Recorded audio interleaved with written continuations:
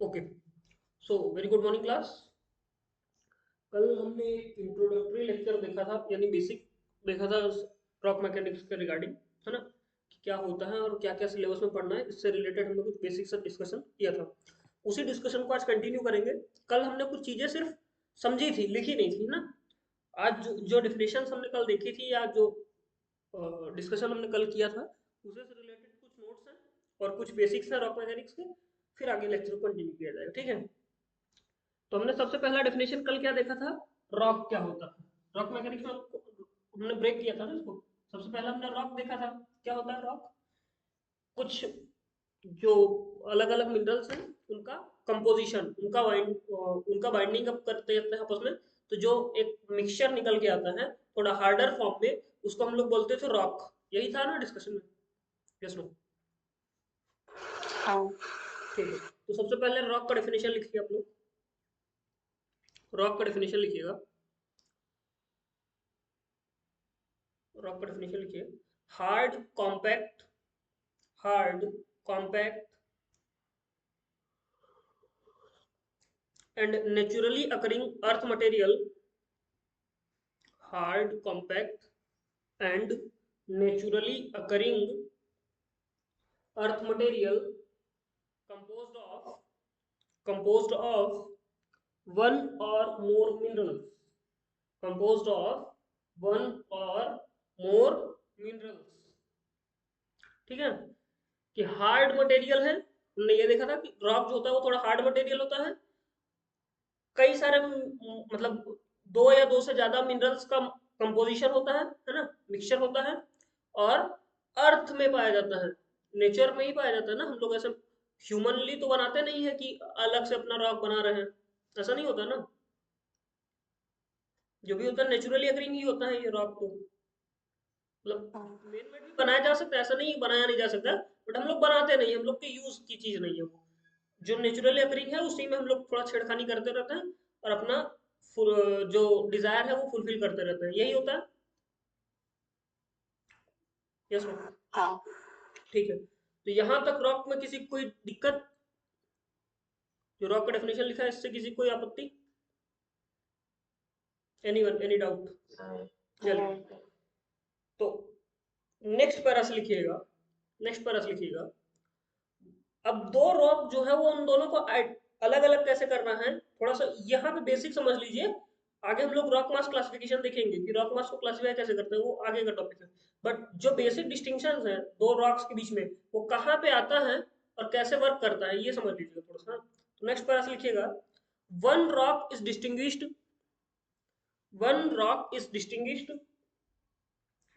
One rock is distinguished from other, from other, from other essentially on the basis of, essentially on the basis of mineralogical composition, mineralogical composition, full stop. यानी कि जो basic difference है वो किस में आएगा? Minerals में। क्योंकि अगर मैंने बोला क्या रॉक क्या है, मिनरल्स का कंपोजिशन है ना, अलग अलग मिनरल्स का कंपोजिशन है। तो कोई रॉक जो होगा वो आयरन निकल कोबाल्ट निकल से बना होगा, है ना। और कोई दूसरा जो है वो कैल्शियम मैग्नीशियम और कुछ और दूसरे मेटल से बना है। तो इन दोनों में डिफरेंस तो है ना, इसमें कुछ दूसरे मिनरल्स है, इसमें कुछ दूसरे मिनरल्स है। तो दो रॉक अलग अलग अब मिनरल है, तो अलग अलग कलर होगा, अलग अलग टेक्सचर होगा, अलग अलग शेप साइज होगा। Is it clear to everyone? Yes no? Because कि दो अलग अलग टाइप हाँ। के मेटल्स यूज हुए हैं या मिनरल्स यूज हुए हैं। मान लीजिए इसमें एक आयरन है, निकल है, कोबाल्ट है, ठीक है। दूसरा रॉक है जिसमें कि कैल्शियम और मैग्नीशियम है। तो अब इन दोनों में कुछ तो डिफरेंस होता होगा ना, बिकॉज कि इसमें कुछ दूसरे मेटल्स हैं, इसमें कुछ दूसरे मेटल्स और मिनरल्स हैं। तो इन दोनों में कुछ ना कुछ डिफरेंस तो होगा ना, कलर का, साइज का, टेक्सचर का, हार्डनेस का, कुछ तो आता होगा डिफरेंस। Yes no? जल्दी बोलो भाई, क्या नहीं आता क्या? हाँ। हम्म, तो यही जो डिफरेंस है, यहीं से आपका रॉक मास क्लासिफाई होता है, ठीक है। ये एक बेसिक सा आप माइंड में अपने एक कहीं बैकग्राउंड में सेट कर लीजिए कि जो बेसिक डिफरेंस आ रहा है वो किसकी वजह से आ रहा है। फिर इसको हम लोग आगे डिटेल से पढ़ेंगे, ठीक है। अब आते हैं दूसरे, इस कंबाइंड सब रॉक कंप्लीट होता है यहाँ पे आपका। रॉक में इससे ज्यादा कुछ नहीं है पढ़ने के लिए। अब रॉक मैकेनिक्स क्या है इसको थोड़ा डिफाइन करते हैं। तो रॉक मैकेनिक्स हमने कल क्या डिफाइन किया था कि ह्यूमन का इम्पैक्ट रॉक पे, और रॉक का या ह्यूमन का एक्शन रॉक पे, या फिर और रॉक का रिएक्शन ह्यूमन पे, ये जो एक साइकिल है यही होता है आपका रॉक मैकेनिक्स, यही डिफाइन किया था। Yes no? हाँ। तो ठीक है, रॉक मैकेनिक्स का डेफिनेशन लिखिएगा। रॉक मैकेनिक्स का डेफिनेशन लिखिएगा, it concerns with the study of it concerns with the study of it concerns with the study of response of rock response of rock to an applied disturbance to an applied disturbance to an applied disturbance caused by natural or engineering caused by natural or engineering forces caused by natural or engineering forces। full stop। ये क्या है, rock magnetics क्या है? Rock का response जो natural या engineering forces की वजह से उसमें डिस्टरबेंस क्रिएट किया गया है, यानी जो एक्शन हुआ है उसकी वजह से जो रिएक्शन होगा उसी का जो है स्टडी है rock mechanics. Is it clear to everyone? Yes no?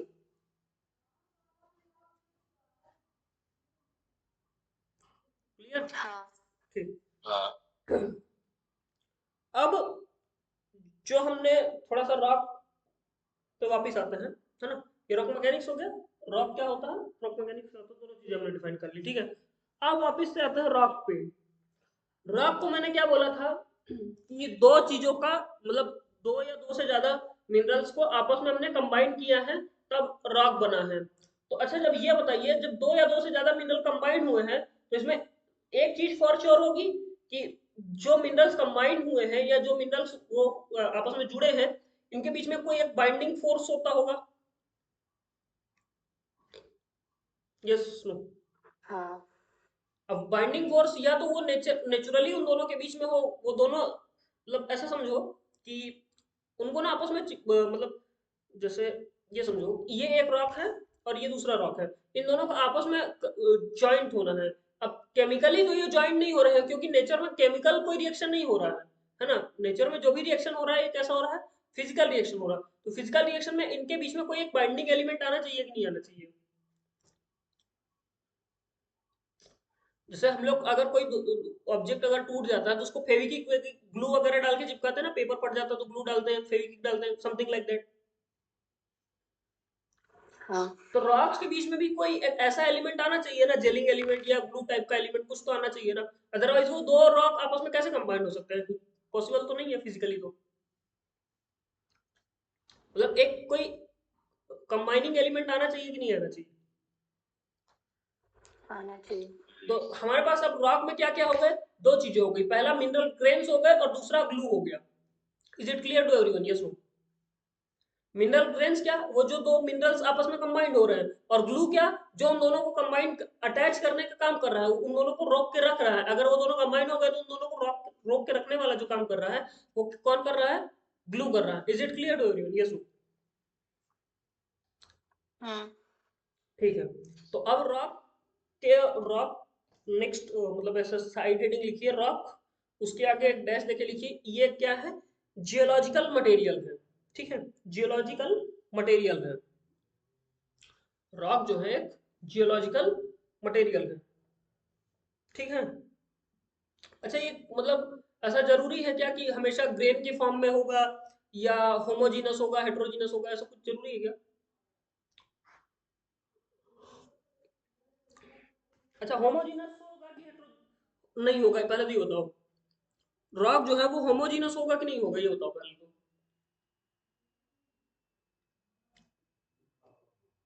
नहीं होगा। नहीं होगा ना? For sure. ठीक, वेरी गुड। तो रॉक के आगे एक डैश देके लिखिए जियोलॉजिकल मटेरियल है, ग्रेन्युलर है। ग्रेन्युलर मतलब कि समझो उसमें कुछ ग्रेन्स आपको दिख रहे होंगे ना ऐसे अलग अलग, है ना? तो ग्रेन्युलर है, हेट्रोजीनस है। इसकी रॉक की प्रॉपर्टीज है क्या क्या है? ग्रेन्युलर है, हेट्रोजीनस है एंड एनिसोट्रॉपिक है। स्पेलिंग स्पेलिंग किसी ग्रेन्युलर, नहीं नहीं। हेट्रोजीनस। हाँ HETEROGENEOUS,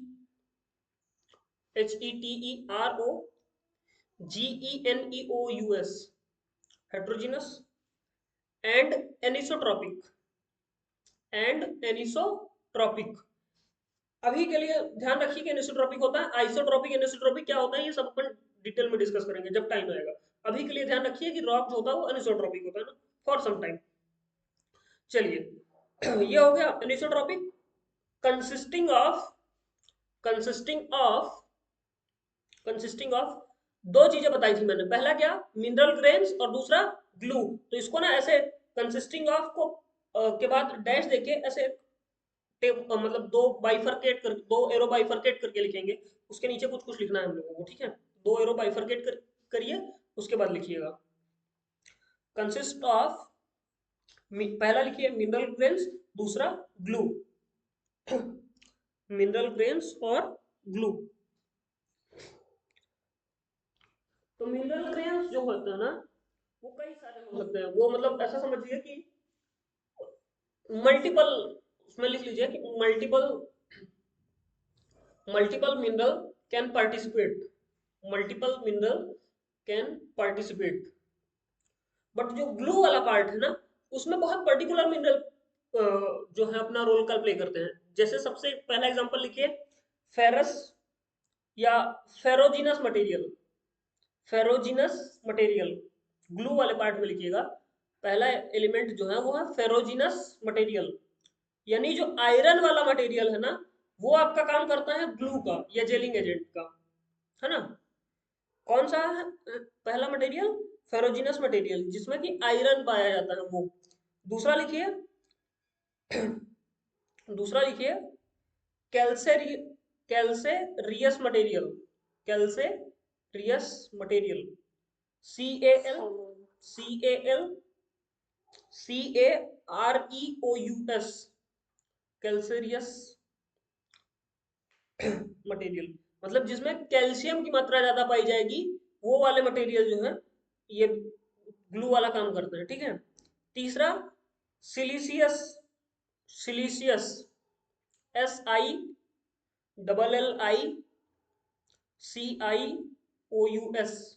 सिलिशियस मटेरियल जिसमें सिलिका की मात्रा पाई जाएगी, एटसेट्रा एटसेट्रा। और अगर आप लोग ऑब्जर्व कर पा रहे हो तो यही तीन एलिमेंट जो है अर्थ क्रस्ट में अबंडेंट में पाए जाते हैं, सिलिका, कैल्शियम और आयरन, है ना। मोस्ट अबंडेंट जो एलिमेंट्स हैं उनमें ये तीनों एलिमेंट पाए जाते हैं, यस नो।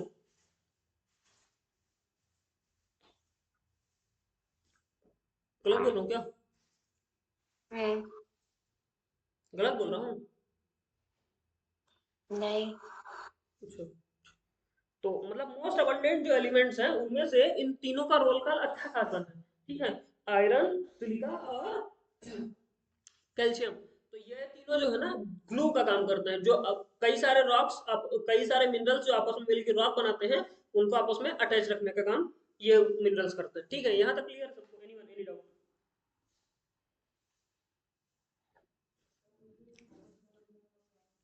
यहाँ तक किसी को कोई डाउट हो बताओ?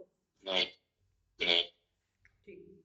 अच्छा, अब जब इतनी बात हो ही चुकी है रॉक पे और मिनरल पे, तो अब मैंने एक वर्ड अभी यूज किया था, क्या बोला था, अर्थ क्रस्ट, है ना।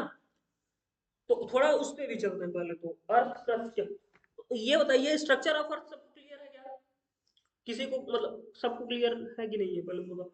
अर्थ में तीन लेयर्स होती है, पहले तो ये बताओ। Crust mantle core. Crust, metal, core, ये पता है कि नहीं पता सबको? हाँ ठीक है, थोड़ा सा उसी को डिस्कस करते हैं, है ना। ये मान लो छोटा बड़ा सा,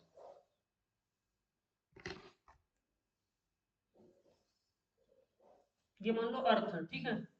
तो सबसे जो आउटर लेयर होती है वो होती है क्रस्ट, है ना। उसके बाद जो दूसरी वाली लेयर होती है वो कौन सी होती है, मेंटल, है ना। बीच वाली जो लेयर होती है, हाँ बीच वाली जो लेयर होती है ये होती है मेंटल।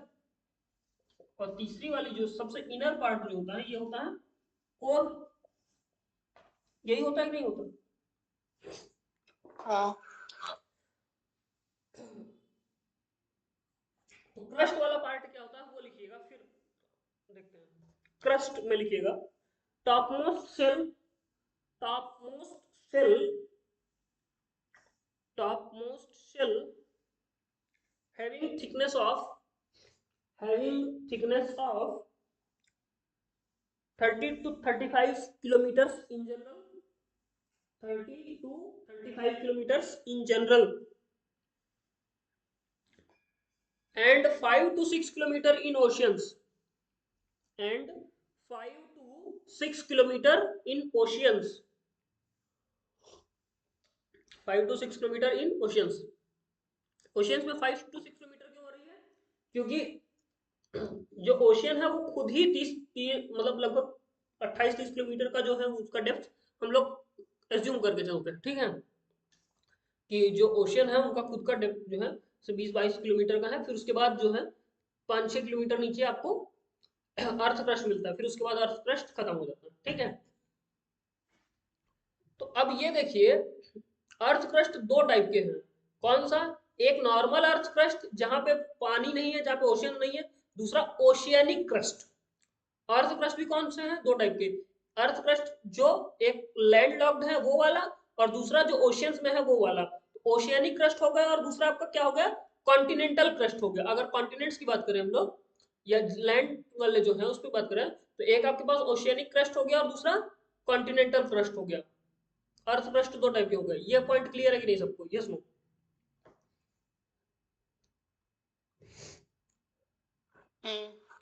ओशियनिक क्रस्ट जो होते हैं ना उसमें लिखिएगा, ओशियनिक क्रस्ट में लिखिए पहले, फिर कॉन्टिनेंटल पे आते हैं। ओशियनिक क्रस्ट में लिखिएगा heavier and darker rocks, heavier and darker rocks called as basalt, called as basalts,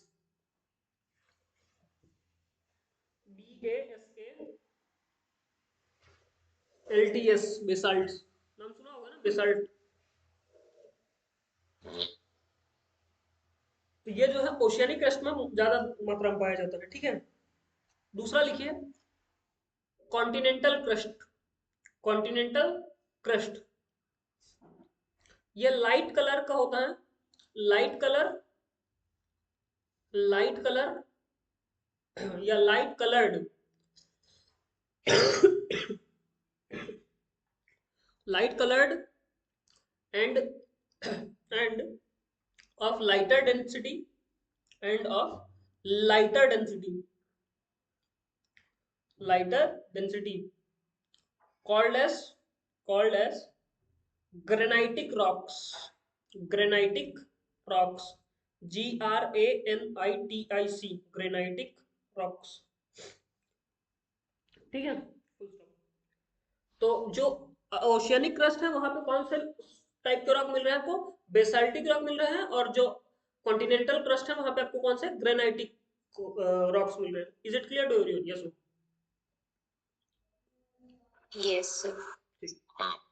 अब आते हैं मेंटल पे, ठीक है। तो मेंटल क्या होता है?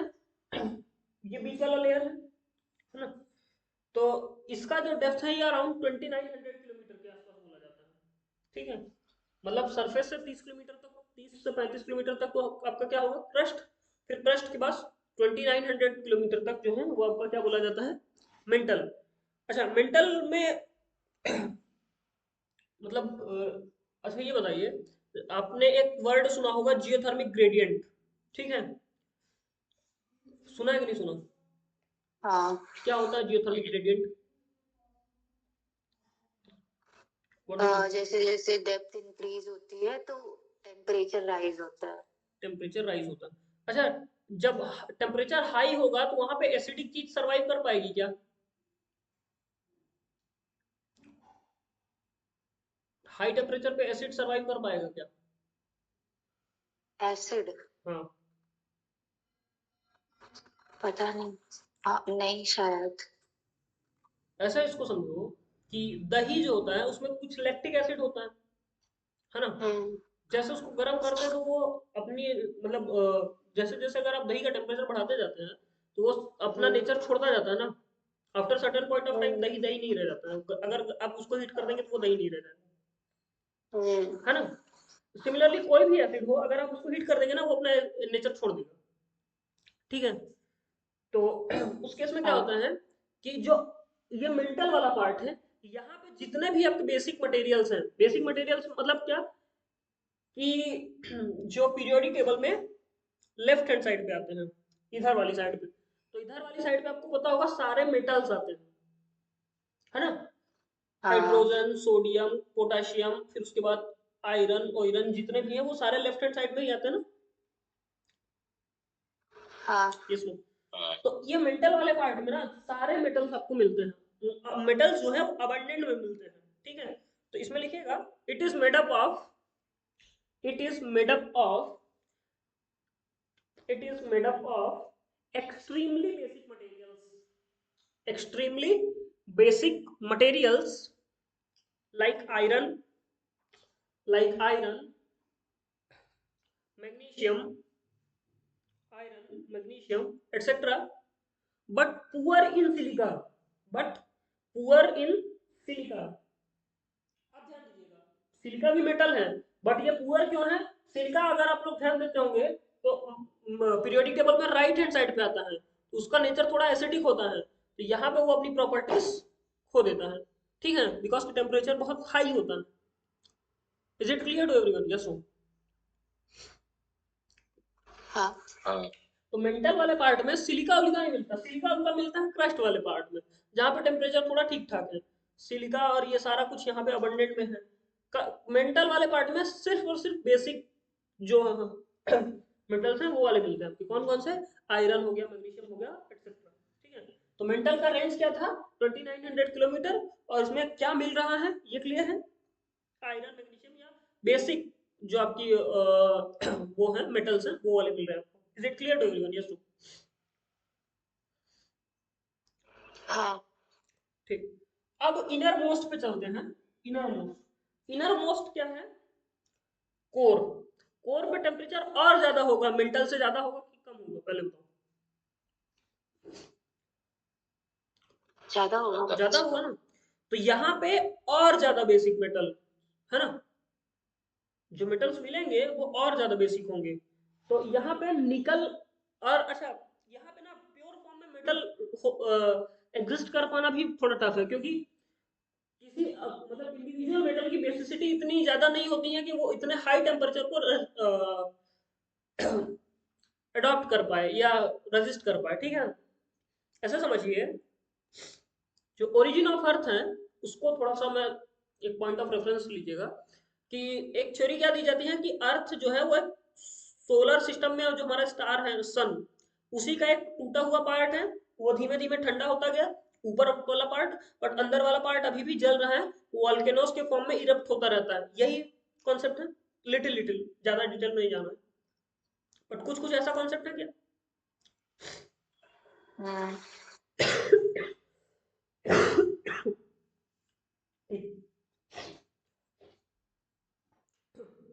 तो जो अंदर वाला पार्ट है वो जब इतना हाई अमाउंट हीट कंटेन किए हुए हैं, तो यहाँ पे क्या होता है, जो इंडिविजुअल मेटल्स हैं जैसे आयरन है ना, मैग्नीशियम है, तो इनका इंडिविजुअली रह पाना थोड़ा मुश्किल होता है, तो इसीलिए यहाँ पे क्या है ना, एलॉय के फॉर्म में मिलते हैं, मतलब दो या दो से ज्यादा मेटल जो है आपस में मिक्स हो जाते हैं, तो उनकी बेसिसिटी इंक्रीज हो जाती है, तो उनको वो मतलब यहाँ पे रह पाते हैं, मतलब फिर सस्टेन हो पाते हैं वहां पे, ठीक है। अदरवाइज वो अपना मेटल का नेचर जो है वो खो देंगे, अगर वो अलाय के फॉर्म में नहीं होंगे तो उनका मेटालिक नेचर खत्म हो जाएगा। Is it clear to everyone, yes no. तो यहाँ पे कोर में जितने भी मेटल मिलते हैं ये सब अलॉय के फॉर्म में मिलते हैं, इंडिविजुअल मेटल्स नहीं मिलते हैं। Is it clear to everyone, yes no. हाँ ठीक है, तो यहाँ पे लिख लीजिए iron and nickel alloys are abundant, iron and nickel alloys are abundant.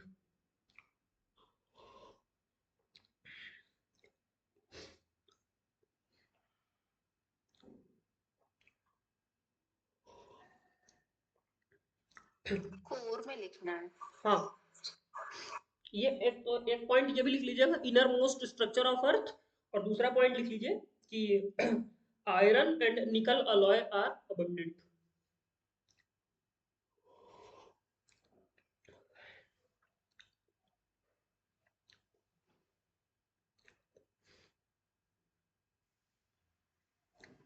ठीक है।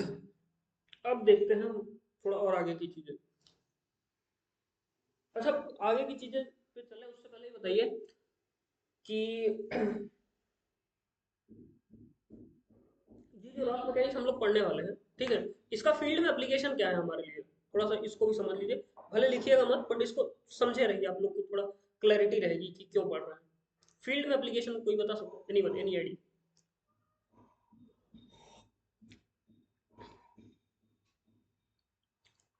वही रॉक मैकेनिक्स की डेफिनेशन से ही हो जाता है कि हम इंजीनियरिंग की वजह से जो भी डिस्टरबेंस क्रिएट करेंगे तो उसका रॉक का क्या क्या बोल देंगे,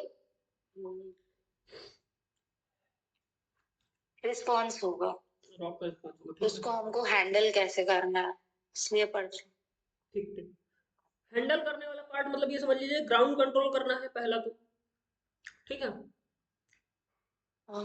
ग्राउंड कंट्रोल करना है बिकॉज मूवमेंट तो होगा ग्राउंड का, सब्सिडेंस के फॉर्म में हो या रूफ वॉल के फॉर्म में हो, तो उसको सपोर्ट करना है हमको, या तो रूफ मतलब सब रूफ को सपोर्ट करना है और सब्सिडेंस को प्रिवेंट करना है। दो पॉइंट हो गए।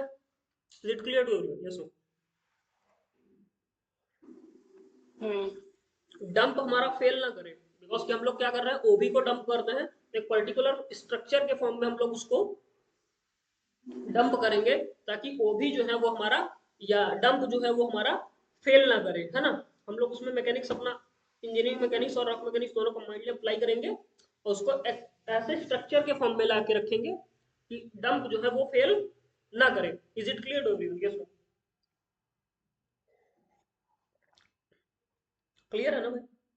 हाँ। टनल्स वगैरह जब हम लोग बनाएंगे या मोड ऑफ एंट्री बनाएंगे, ऑडिट शाफ्ट या कुछ भी, तो वहां पे भी हम लोग मैकेनिक्स को ऐसे ट्रीट करेंगे कि जो हमारे आप लोगों ने सुना होगा कि ऐसे ऊपर जो मतलब अगर मान लीजिए हमने ऐसे टनल टाइप का स्ट्रक्चर बनाया, ठीक है, तो ऊपर से जो प्रेशर आ रहा था वैसे साइड में डिस्ट्रीब्यूट करना होता है हमको, है ना।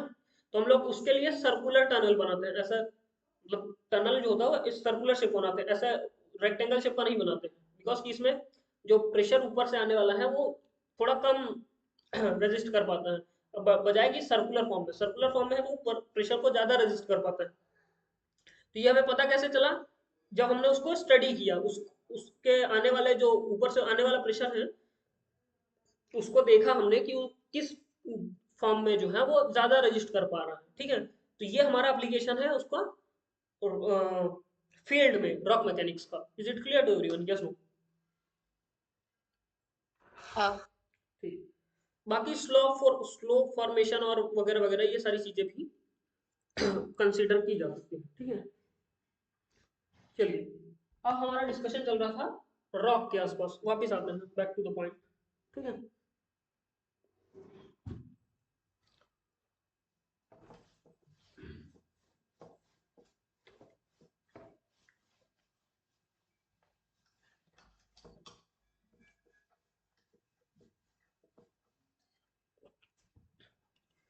अब हमने रॉक में दो चीजें डिस्कस की पहला मिनरल और दूसरा ग्लू।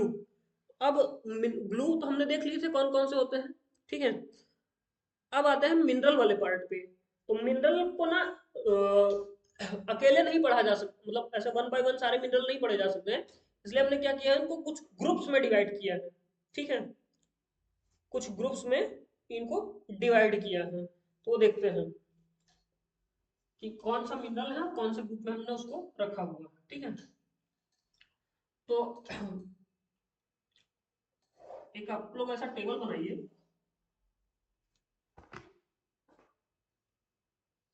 हेडिंग क्या, मिनरल ग्रुप्स?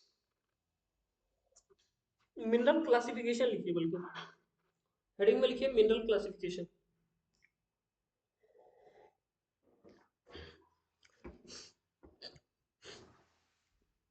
मिनरल क्लासिफिकेशन, इधर लिखिएगा ग्रुप और इधर लिखिएगा मिनरल, मिनरल, ठीक है। अच्छा, आप लोग को पता होगा कि कुछ मिनरल्स जो हैं वो तो इंडिविजुअल फॉर्म में पाए जाते हैं, जैसे gold, sulphur, graphite, copper, silver, ये जो है सिंगल फॉर्म में पाए जाते हैं, है ना। तो इनको हम लोग क्या बोलते हैं, एलिमेंट, ठीक है। इनको हम लोग क्या बोलते हैं, एलिमेंट, है ना, एलिमेंट ही बोलते हैं ना जो सिंगल उसमें पाए जाते हैं, तो यस नो। हम्म तो एलिमेंट्स कौन कौन से होते हैं ये थोड़ा सा लिख लीजिए। एलिमेंट्स में लिखिएगा sulphur, sulphur, graphite, graphite, gold, gold, silver, silver, iron and copper, iron and copper, full stop. ये जो है मोस्ट प्रोमिनेंट मेटल्स हैं एलिमेंट्स में, जो कि एलिमेंटल फॉर्म में पाए जाते हैं, जो इंडिविजुअली अर्थ क्रस्ट में, अभी कोर की बात नहीं कर रहे, ठीक है, कोर या मेंटल की बात नहीं हो रही, अर्थ क्रस्ट में ये इंडिविजुअली सस्टेन कर जाते हैं, अकेले अकेले मिल जाते हैं, ठीक है, इसे क्लियर हो गई। हाँ फिर दूसरा एलिमेंट, दूसरा ग्रुप लिखिए सल्फाइड, SULFIDES, सल्फाइड्स, सल्फाइड्स, ठीक है। सल्फाइड्स का जो मिनरल है वो लिखिएगा, सबसे बेसिक और सबसे कॉमन मिनरल, मिनरल जो है इसका है पाइराइट, पाइराइट, ठीक है, पाइराइट्स, एस लगा के लिख लीजिए, पाइराइट्स, ये सबसे कॉमन है और सबसे बेसिक मिनरल है किसका, सल्फाइड ग्रुप का, ठीक है। बस मैं लिख देता हूँ इधर पे, सल्फाइड ग्रुप की बात हो रही है, और ये मोस्ट अबंडेंट पाया जाता है सल्फाइड ग्रुप में, मोस्ट अबंडेंट उसमें यही पाया जाता है। फिर दूसरा एग्जांपल लिखिए Jelena, GALENA, Jelena, zinc sulphide, तीसरा लिखिए जिंक सल्फाइड, नेक्स्ट लिखिए स्फेलेराइट, स्फेलेराइट, ठीक है, स्पेलिंग स्पेलिंग। स्फेलेराइट की, हाँ ये बोर्ड पे लिखिए,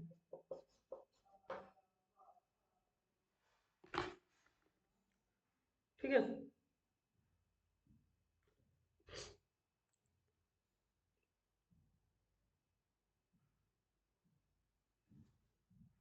यहाँ पे ई होगा, सॉरी, स्फेलेराइट, ठीक है। नेक्स्ट ग्रुप लिखिए सल्फाइड के बाद ऑक्साइड, ऑक्साइड, ठीक है, मतलब क्या है, कुछ मेटल जो है वो सल्फर के साथ जो है वो एग्जिस्ट करते हैं, तो उनको हम बोलते हैं सल्फाइड्स, कुछ मेटल जो है वो ऑक्सीजन के साथ एग्जिस्ट करते हैं, उनको हम लोग बोलते हैं ऑक्साइड्स, ठीक है। तो ज्यादातर जो आयरन वाले मेटल है ना, इनके ऑक्साइड्स मिलते हैं, तो आपको पता होगा हेमेटाइट, हेमेटाइट, ठीक है, हेमेटाइट के बाद मैग्नेटाइट,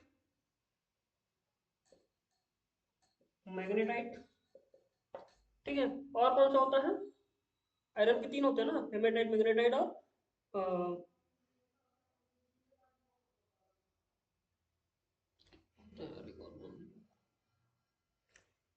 चलिए उसको मैं बताता हूँ, नाम याद रखता हूँ।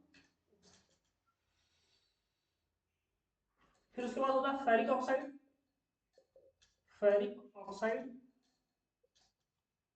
ठीक है। फिर एक और होता है लिमोनाइट,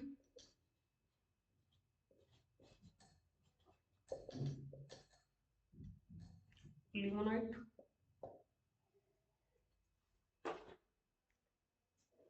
ठीक है। तो ये होते हैं ऑक्साइड्स, जिन जिन मेटल के ऑक्साइड्स एग्जिस्ट करते हैं ये होते हैं, ठीक है। आयरन के तीन ऑक्साइड्स होते हैं, कौन कौन से, हेमेटाइट, मैग्नेटाइट, चलिए छोड़िए, अभी याद आएगा बता देंगे। फिर उसके बाद हैलाइड्स भी एग्जिस्ट करते हैं, हैलाइड्स मतलब क्या, जो एक अपने पीरियोडिक टेबल में फ्लोरीन, क्लोरीन, ब्रोमीन, आयोडीन, ये वाला वो देखा होगा कॉलम, है ना, ये एक कॉलम था ना हेलोजेंस वाला, फ्लोरीन, क्लोरीन, ब्रोमीन, तो इनके साथ जो मेटल एग्जिस्ट करते हैं इनको हम लोग बोलते हैं हैलाइड ग्रुप्स या फिर हैलाइड्स, ठीक है।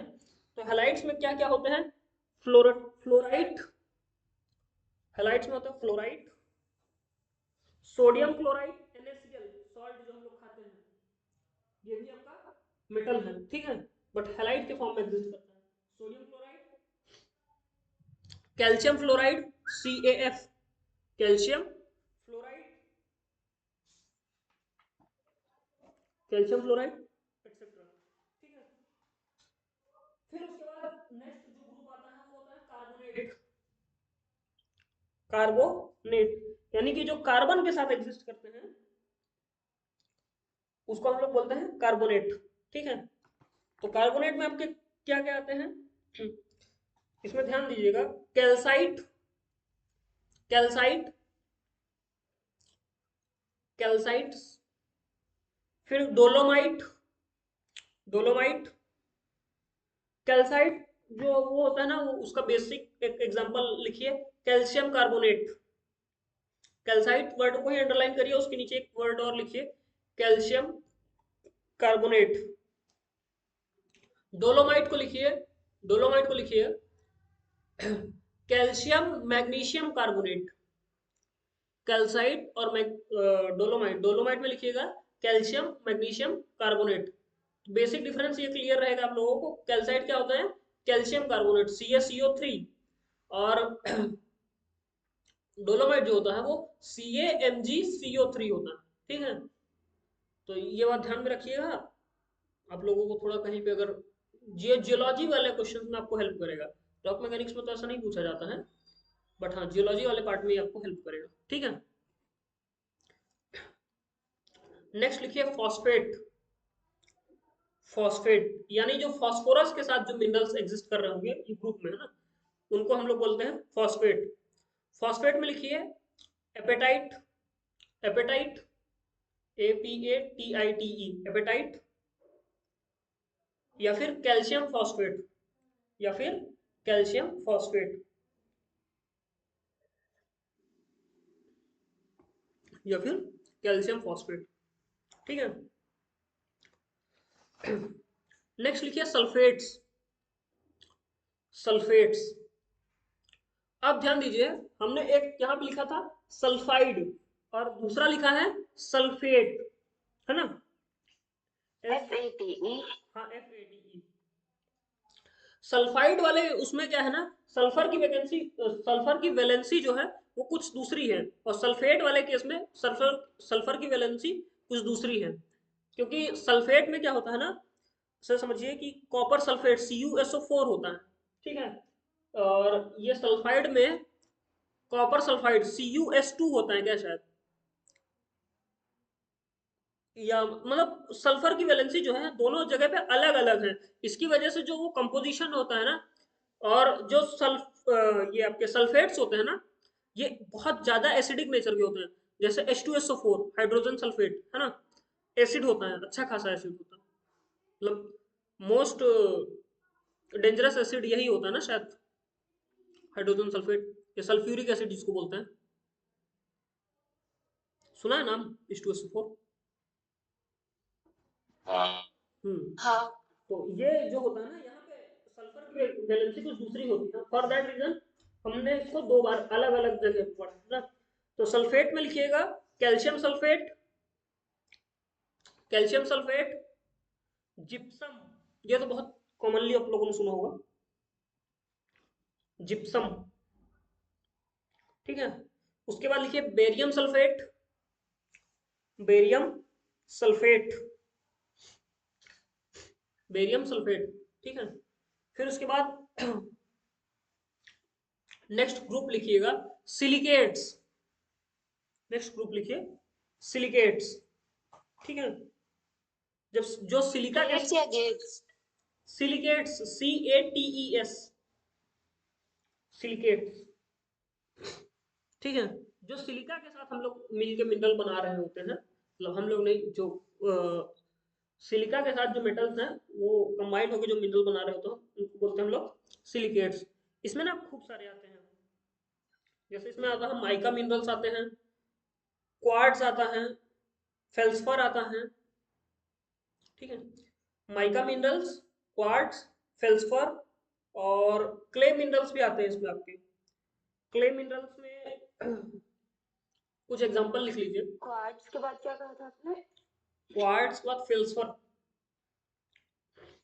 फेल्सफर इसी को अपन ऑर्थोक्लोज के नाम से भी जानते हैं।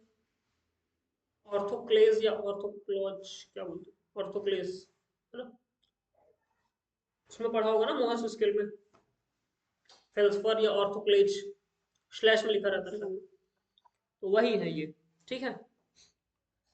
उसके बाद इसमें आता है क्ले मिनरल्स, मिट्टी वाले मिनरल्स। तो क्ले मिनरल्स में ना कुछ एग्जांपल लिख लीजिए। ये हो सकता है क्वेश्चन फंस जाए आप लोगों को इसमें कि एग्जांपल बताइए क्ले मिनरल्स का। तो इसका होता है टॉक, टॉक, TESCK, टॉक।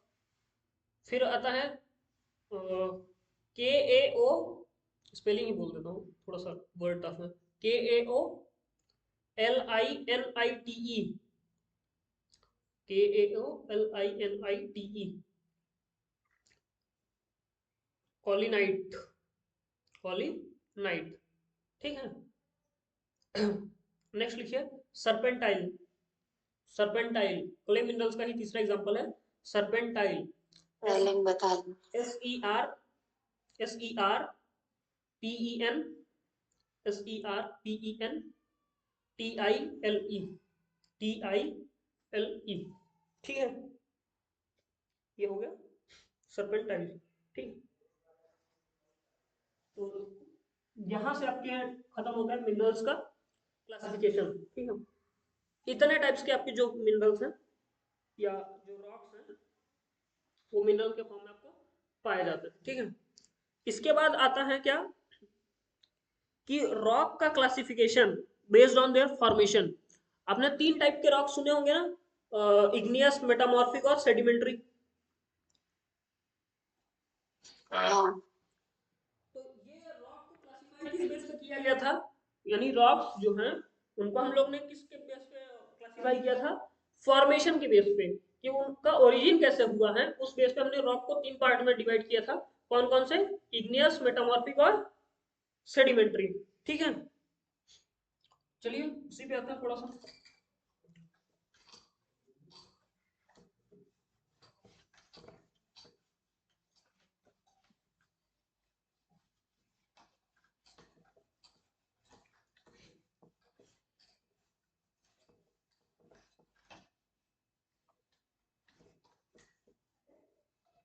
आप लोग को लग रहा होगा जियोलॉजी क्लास चल रही है ना, रॉक मैकेनिक्स पढ़ा नहीं है, लग रहा है क्या सब? हाँ। ठीक है, बढ़िया, घबराइए मत, रॉक मैकेनिक्स ही पढ़ा रहे हैं। जियोलॉजी में इसके आगे वाली चीजें पढ़ेंगे अपन, है ना। और क्या बोलते हैं, ये इसलिए बता दे रहे हैं ताकि आगे जो हम लोग चीजें देखने वाले हैं वहां पे आप लोग को थोड़ा इजी रहे। ठीक है, चलिए। तो रॉक्स कितने टाइप के होते हैं, तीन टाइप के। पहला कौन सा हो गया, इग्नियस। दूसरा हो गया सेडिमेंट्री, सेडिमेंट्री। और तीसरा हो गया मेटामॉर्फिक, मेटामॉर्फिक। ठीक है, इग्नियस, सेडिमेंट्री और मेटामॉर्फिक। तो ये किस बेस पे हमने डिवीजन किया है या क्लासिफिकेशन किया है, based on their type of formation, है ना। तो इग्नियस रॉक्स कैसे फॉर्म हुए हैं, anyone, any idea? Cooling of molten rock. Cooling of molten rock, ठीक है, या कूलिंग ऑफ मोल्टन मटेरियल, यानी जो वॉल्केनो से मोल्टन मटेरियल इरप्ट हुआ था वो जब कूल हुआ है तो हमारे कौन से रॉक फॉर्म हुए, इग्नियस रॉक्स। ठीक है, तो इसका एक इग्नियस रॉक्स में एक पॉइंट लिख लीजिए, formed by, formed by, एक मिनट एक मिनट।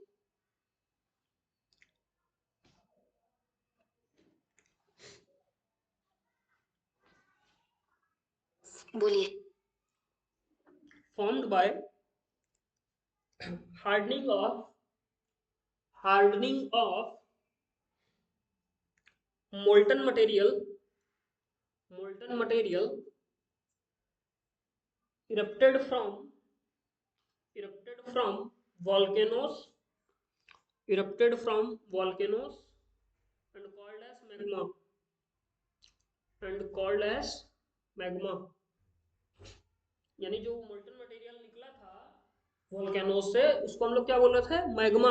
और मैग्मा जब कूल हुआ तो क्या बना, igneous rocks. Is it clear to everyone? Yes no? हाँ। ठीक। दूसरा लिखिए सेडिमेंट्री रॉक्स। सेडिमेंट्री रॉक्स का फॉर्मेशन कैसे हुआ है बताइए।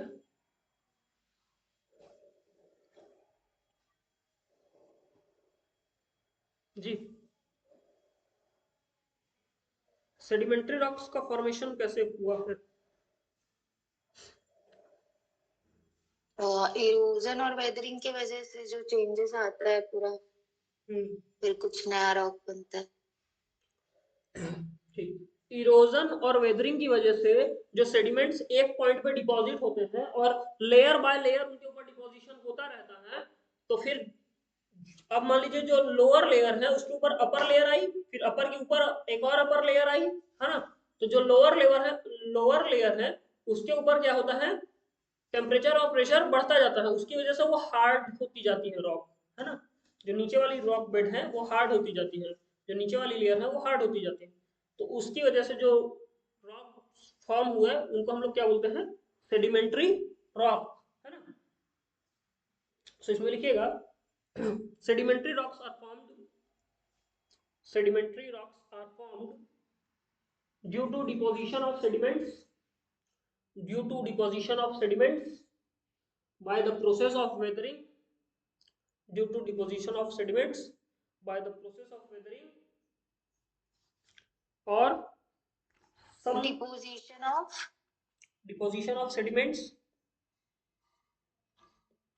of sediments by the process of weathering or some likely phenomena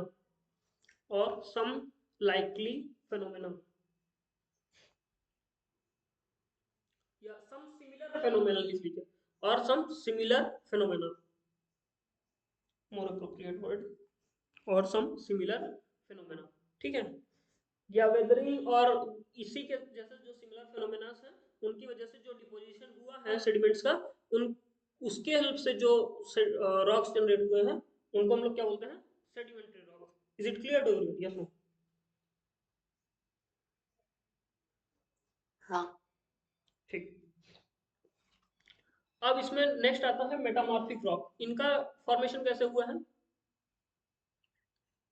yes, transformed by extreme heat or pressure. Transformed by extreme heat और प्रेशर। ठीक, वेरी गुड। सो इसमें लिखिएगा a previously formed rock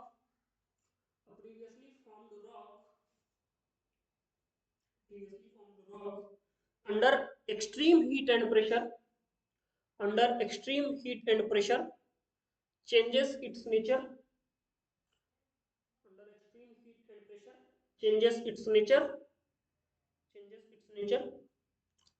and forms a metamorphic rock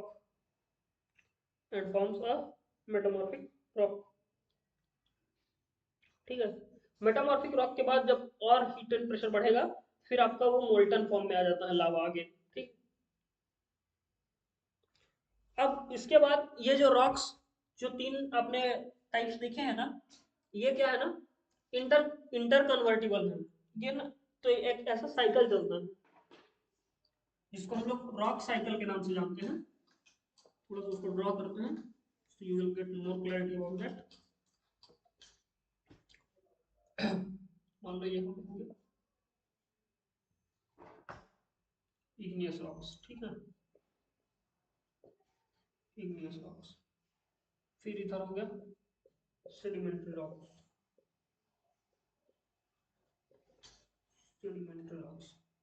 इधर पे हो गया metamorphic rocks.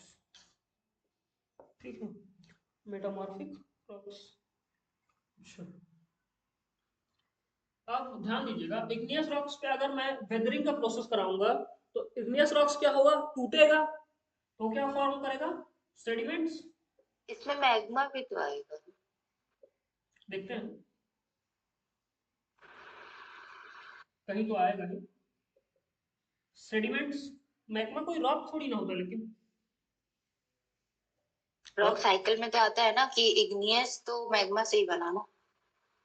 आते हैं, उस पर आते हैं, ठीक है। तो इग्नियस जो ब्रेक हुआ तो वो सेडिमेंट्स के फॉर्म में ब्रेक हुआ, ठीक है। और सेडिमेंट्स जो है वो डिपॉजिट हुआ तो क्या बने, सेडिमेंट्री। सेडिमेंट्री पे हमने हीट एंड प्रेशर लगाया तो क्या बना, मेटामॉर्फिक। मेटामॉर्फिक में क्या हुआ, बरियल और मेल्टिंग हुई, तो वो क्या चेंज हुआ, मैग्मा, और मैग्मा से इनिश बना igneous rocks. Is it clear? Yes,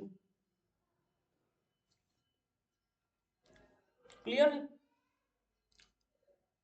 process क्या क्या हो रहा है यहाँ पे लिखते चलिए, प्रोसेस भी आप लोग लिखिए। यहाँ पे लिखिए वेदरिंग, वेदरिंग से बना सेडिमेंट, सेडिमेंट्स डिपॉजिट हुए, है ना। सेडिमेंट का जो है कॉम्पैक्शन हुआ या डिपोजिशन हुआ तो क्या बना, सेडिमेंट्री रॉक। फिर यहाँ पे हाई टेम्परेचर एंड प्रेशर लगाया तो मेटामॉर्फिक रॉक बना। फिर मेटामॉर्फिक रॉक जब बरियल और मेल्टिंग हुई तो मैग्मा बना, फिर मैग्मा से इग्नियस रॉक्स बना, ठीक है। प्रोसेस लिखते चलिए जल्दी जल्दी।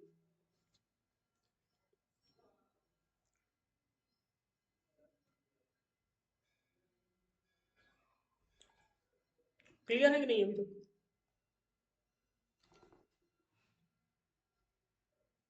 क्लियर है, कुछ छूटा, लिखा नहीं लिखा क्या, कैसे, बोलो भाई जल्दी से। ओके। हो गया ना, ठीक। अब इसमें अगर मेटामॉर्फिक रॉक में इरोजन होगा तो ये फिर से क्या बनाएगा, सेडिमेंट, है ना। इरोजन होगा तो ये बनाएगा सेडिमेंट्स। इग्नियस रॉक्स पे हम लोग अगर हीट एंड प्रेशर देंगे, यहाँ पे heat and pressure, heat and pressure देंगे तो ये अगेन क्या बनाएगा, मेटामॉर्फिक रॉक्स, ठीक है। क्या बनाएगा, मेटामॉर्फिक रॉक्स। अच्छा, सेडिमेंट्री रॉक्स में भी अगर बरियल और मेल्टिंग हो जाए, बरियल और मेल्टिंग हो जाए तो ये क्या बनाएगा, इग्नियस रॉक्स, ठीक है। यहां तक क्लियर है सबको? और सेडिमेंट्री रॉक्स का अगर इरोजन हो जाए तो ये अगेन क्या बना लेगा, सेडिमेंट्स। इरोजन हो जाए तो क्या बना लेगा, सेडिमेंट्स, ठीक है। मतलब सारा साइकिल जो है वो रिवर्स हो सकता है, जो फॉरवर्ड डायरेक्शन में जा रहा है वही साइकिल रिवर्स डायरेक्शन में आ सकता है। Is it clear to everyone? Yes no? और कहीं कुछ छूट रहा है क्या?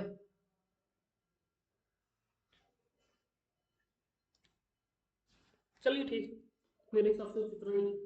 बाकी एक बार थोड़ा सा बुक में देख लीजिएगा तो you will get more clarity about that. बाकी ये सही तो है रॉक साइकिल, ठीक है। क्लियर सबको? Anyone, any doubt?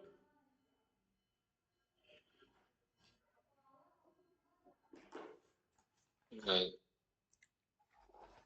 आगे चले? हाँ। चलिए ठीक। अच्छा, अब थोड़ा सा ये बताए देखिएगा कि जो हम रॉक की स्टडी कर रहे हैं, ठीक है, जो हम लोग रॉक की स्टडी कर रहे हैं तो ये रॉक जो है आपका, ये मतलब ऐसे कहीं टुकड़ा ऐसे पड़ा तो होगा नहीं रॉक का ना, मतलब ये क्या होगा कि जहां पे भी होगा ये कंटिन्यूअस डिपॉजिट होगा, हिली एरिया होगा, या मतलब कुछ तो होगा ना, या तो ऐसे जमीन में भी होगा तो एक कंटिन्यूअस डिपोजिशन होगा, या तो हिल होगा या माउंटेनियस रीजन होगा, समथिंग लाइक दैट, कुछ तो होगा ना। रॉक कंटिन्यूअस होगा कि नहीं होगा,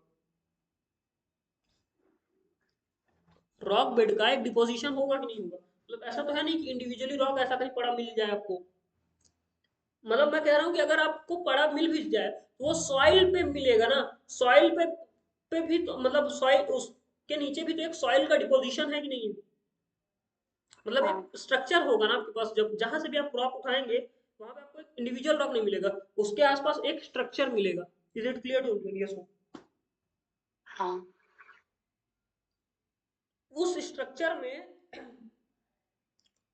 मतलब दो चीजें हो सकती है, या तो वो स्ट्रक्चर पूरा कंप्लीट होगा, है ना, या फिर उसमें कुछ ना अनकन्फर्मिटीज होंगी, है ना।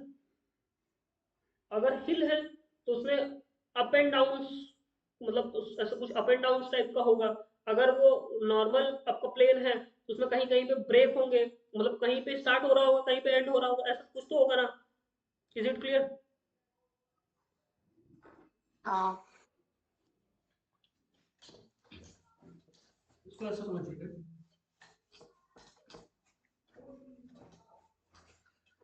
अगर मान लीजिए ये आपका कोई हिली रीजन है तो वो ऐसा अप एंड डाउन टाइप में होगा, ठीक है। और अगर मान लीजिए कोई आपका हिली रीजन नहीं, ऐसे नॉर्थ से प्लेन है, तो प्लेन कहीं से स्टार्ट हो रहा होगा कहीं पे खत्म हो रहा होगा, ऐसा हो रहा होगा, है ना, यही हो रहा होगा। हाँ तो ये जो अप एंड डाउन है या जो ये स्टार्टिंग और एंड पॉइंट है, ये क्यों जनरेट हो रहा है, इसके पीछे का थोड़ा और मैकेनिक्स समझ लेते हैं, फिर हम लोग कोर सब्जेक्ट में एंटर करेंगे, ठीक है। तो इसमें ना आपके लिए टॉपिक या टॉपिक या साइड हेडिंग लिखिए, geological structure and discontinuities, geological structures and discontinuities, geological structures and discontinuities, ठीक है।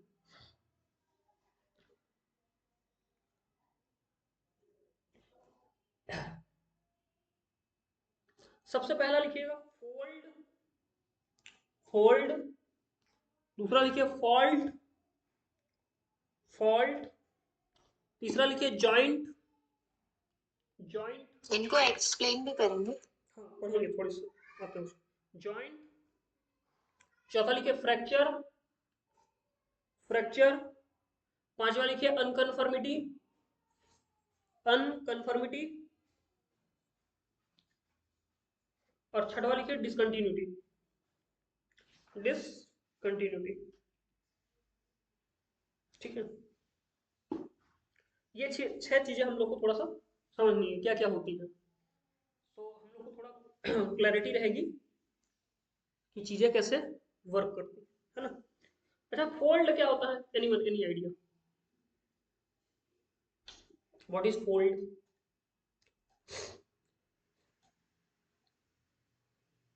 बताइए।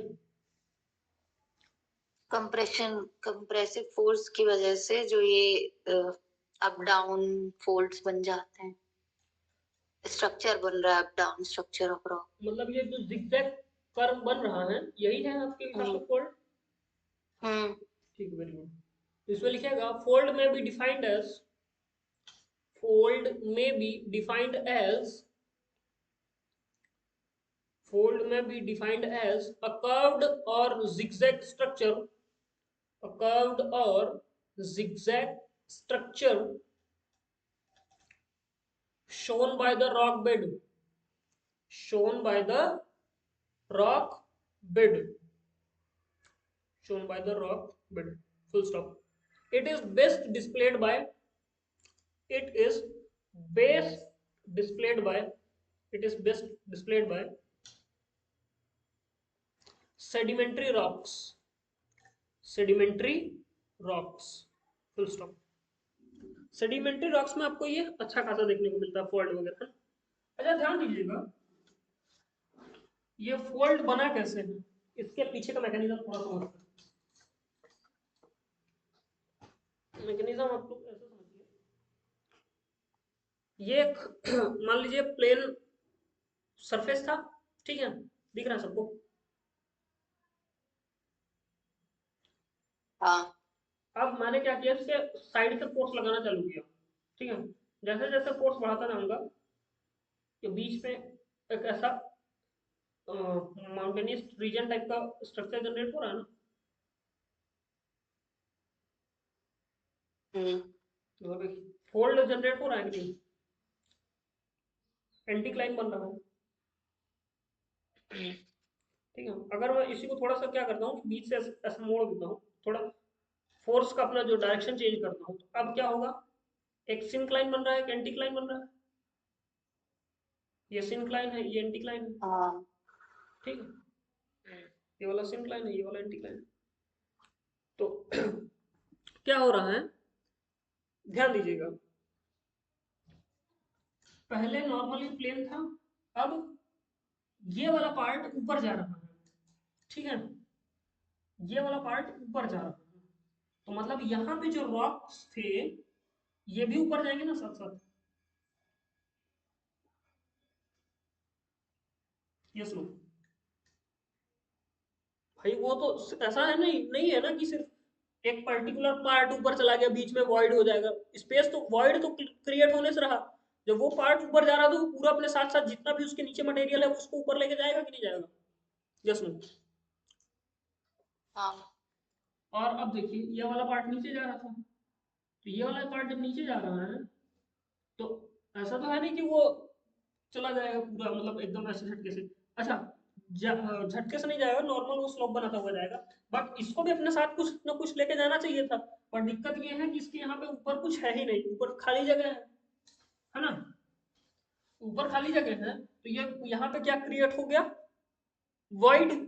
ठीक है, अब जब यहाँ पे वॉइड में कुछ फिलिंग होगी बाद में, तो ये जो वॉइड की फिलिंग हुई ये न्यूली फॉर्म्ड डिपॉजिट्स होंगे या न्यूली फॉर्म्ड रॉक्स होंगे कि नहीं होंगे, न्यूली फॉर्म्ड रॉक्स होंगे कि नहीं होंगे, जल्दी बताओ। यस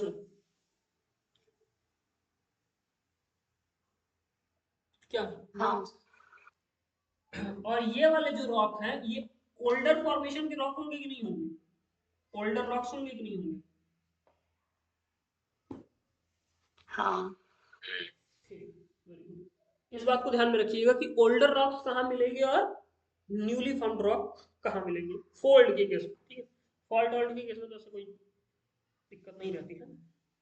ठीक है, बट याद रखिएगा ये, इसको हम लोग यंगेस्ट रॉक भी बोलते हैं और इसको ओल्डेस्ट रॉक भी बोलते हैं। ठीक है, नेक्स्ट लिखिए फॉल्ट। फॉल्ट इसमें लिखिएगा a fault may be defined as, a fault may be defined as fracture fracture along which fracture along which blocks of rock fracture along which blocks of rock have been displayed sorry have been displaced relative to each other relative to each other relative to each other। इसको ऐसे समझिए, पहले ये दो points थे, दोनों आपस में जुड़े हुए थे। ठीक है, अब कुछ टेक्टोनिक एक्टिविटीज हुई जिसकी वजह से एक नीचे चला गया एक ऊपर चला गया, तो ये जो बीच में गैप जनरेट हो गया है इसको हम लोग क्या बोलेंगे, फॉल्ट। ठीक है, is it clear to you, yes clear है, समझ में आया तो हाँ बोलेंगे, नहीं तो ना हाँ बोलेंगे।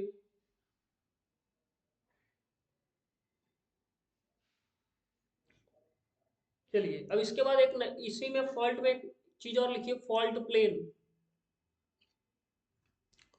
फॉल्ट प्लेन, ठीक है, फॉल्ट प्लेन क्या होता है लिखिएगा, फ्रैक्चर अलोंग या fracture surface fracture surface fracture surface along which along which relative movement along which relative movement has taken place, fracture surface along which relative movement has taken place, full stop, full stop। यानी कि इसको ऐसा समझिए, अगर ये मान लीजिए plane है, इसके मतलब पहले ये दोनों जुड़े हुए थे, अब ये दोनों डिस्प्लेस हो गए हैं, एक पॉइंट यहाँ आ गया है दूसरा पॉइंट यहाँ आ गया, तो ये वाले प्लेन के अलॉन्ग ये दोनों मूवमेंट हुए ना, तो ये फ्रैक्चर प्लेन कहलाएगा और ये वाले फ्रैक्चर सरफेसेस कहलाएंगे। Is it clear to everyone, yes no. ये वाला जो है ये फ्रैक्चर प्लेन कहलाएगा, ये जो कॉपी दिख रही है, और ये दोनों आपस में जुड़े हुए थे तो ये दोनों पहले फ्रैक्चर सरफेसेस कहलाएंगे। ठीक है, क्लियर है, Yeah. ठीक। नेक्स्ट लिखिए जॉइंट। जॉइंट क्या होता है, जॉइंट बताइए, anyone, any idea what is joint. fracture or cracks and rock.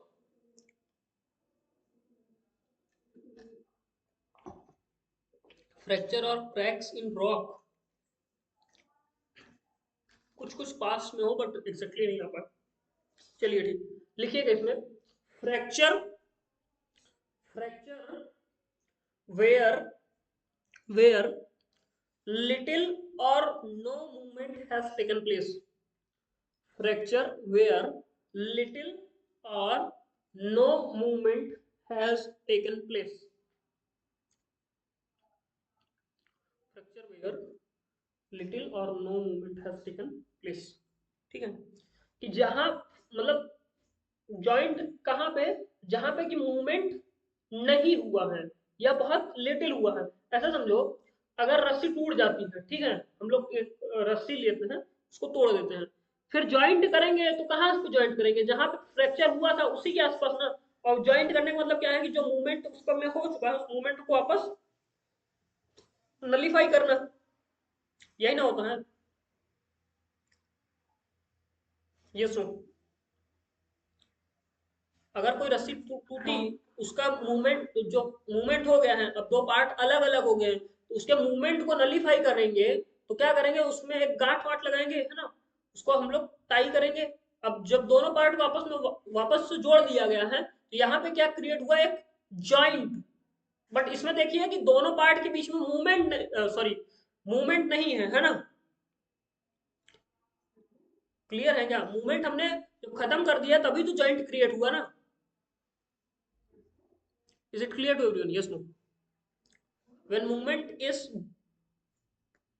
removed from the point, then joint is created. Is it clear to everyone? Yes, no?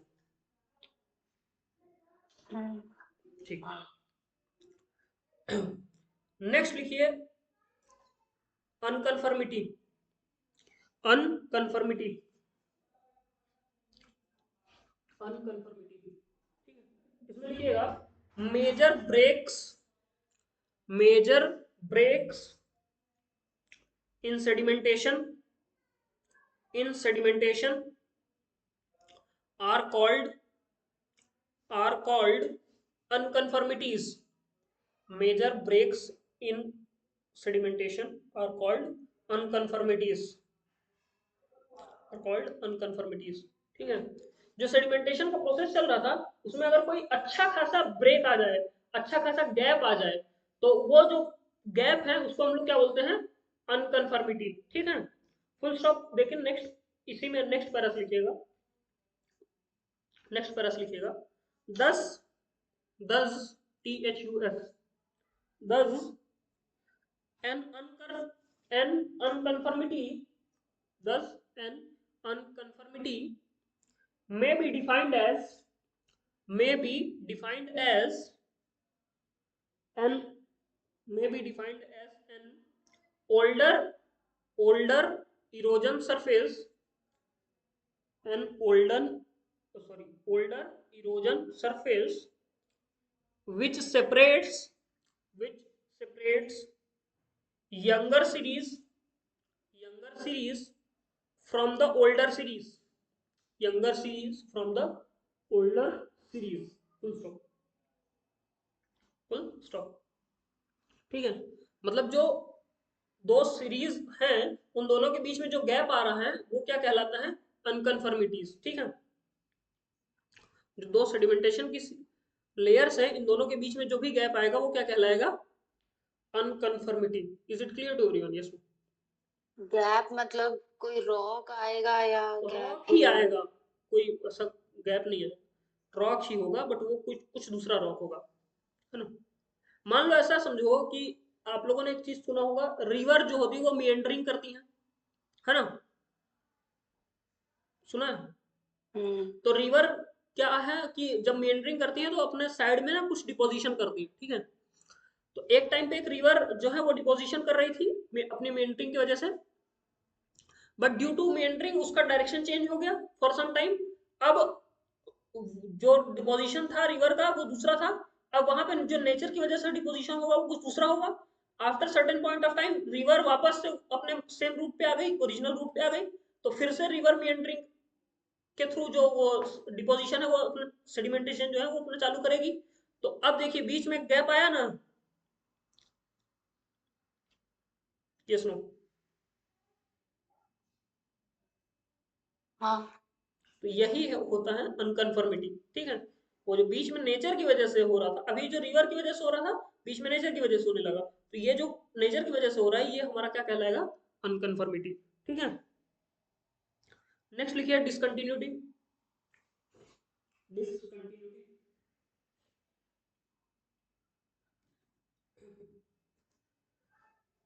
इसमें लिखिएगा collective term, collective term for all structural breaks, collective term for all structural breaks, bracket में लिखिए like, like bedding planes, like bedding planes, fractures, fractures and joints, like bedding plane, fractures and joints, full stop, sorry full stop, bracket close करिए, full stop मत लगाइए, bracket close करिए। In solid geology, in solid geological material, in solid geological material that usually, that usually, that usually have low tensile strength, have low tensile strength, that usually have low tensile strength, यानी लो tensile strength वाले जो material है ना, उसमें जो भी एक collective term use करना है हमको किसी भी ब्रेक के लिए, तो उसको हम लोग डिसकंटिन्यूटी बोल देते हैं। ठीक है, is it clear to everyone, yes no? एक नहीं हुआ क्लियर। देखिए अगर हमको fracture, fold, fault, bedding plane ऐसा कोई पर्टिकुलर वर्ड यूज नहीं करना है, हमको सीधे एक बात बोलनी है, सबके लिए कॉमन टर्म क्या यूज कर लेते हैं, बोले डिसकंटिन्यूटी है। डिसकंटिन्यूटी का मतलब यही है कि वहां पे कुछ तो दिक्कत है, जो मिनरल मिल रहा था वो मिनरल आगे नहीं अवेलेबल है। अब क्या डिसकंटिन्यूटी है वो फिर आगे बाद में चेक की जाएगी, फोल्ड है, फॉल्ट है, या क्या कुछ है, जॉइंट है, ब्रेक है, फ्रैक्चर है, कुछ तो है, क्या है वो हम लोग बाद में चेक करेंगे। ठीक है, बट अगर हमें नहीं मिल रहा है ना, हम लोग एक कॉमन वर्ड यूज कर लेंगे, डिसकंटिन्यूटी। ठीक है। हाँ अच्छा एक वर्ड और रह गया था इसमें, फ्रैक्चर। फ्रैक्चर और लिखिए, फ्रैक्चर का मतलब क्या होता है, फ्रैक्चर में लिखिएगा where the continuity of rock mass breaks, where the continuity of rock mass breaks, full stop. ठीक है, फुल स्टॉप। तो ये हो गया आपका बेसिक ऑफ रॉक, है ना, या बेसिक ऑफ रॉक मैकेनिक्स। यहाँ पे आपका बेसिक खत्म होता है। अब हम लोग नेक्स्ट क्लास से जो है सब्जेक्ट में एंटर करेंगे। ठीक है, जो हम लोग जहाँ से हम लोग को मेनली क्वेश्चंस बनते हैं वो वाले पार्ट में चलेंगे, और वहाँ पे आप लोग इन सबको थोड़ा सा मतलब इनको थोड़ा रिवाइज कर लीजिएगा, तो आप लोग रिलेट कर पाएंगे जहाँ पे भी इनकी जरूरत पड़ेगी, तो so you will get more clarity about that. ठीक है, so thank you very much for joining the class, have a good day, we will meet in the next class.